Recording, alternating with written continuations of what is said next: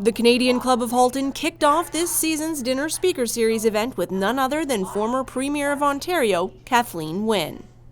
Politically, things feel a bit dark right now, whether we're talking about wars in the Middle East or in Ukraine, what's gone on in the turmoil in the United States, some of the nastiness that politicians face. It can feel dark, and so I want to talk about yes, those are challenges, those are things we need to get over, but the reality is that we live in a great country. We have so much going for us, and our fundamentals are all in place.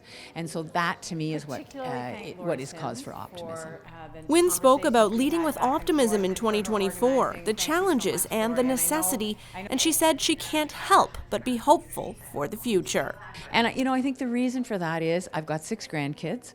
I teach a couple of courses, so I work with young people on a weekly basis, and it's hard to stay pessimistic when you hear young people and their enthusiasm, and they've got their whole lives ahead of them, and they see brightness in the future, and that's really good for us to remember that those of us who have lived, I've lived for 71 years, and I've seen a lot of change, and I feel like we're backsliding on some things, but young people, they're starting from a different place, and so they are building their future, and that's what we should be supporting and being constructively helpful with. For those who are feeling a bit lost or pessimistic, she had this advice.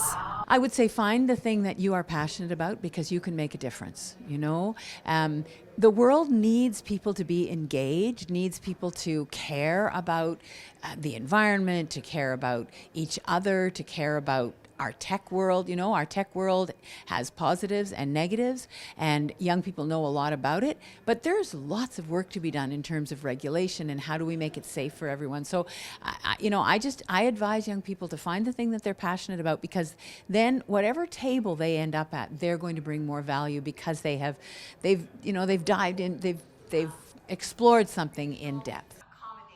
Looking back, the former premier reflected on a challenge of the past that remains an issue in our region to this day.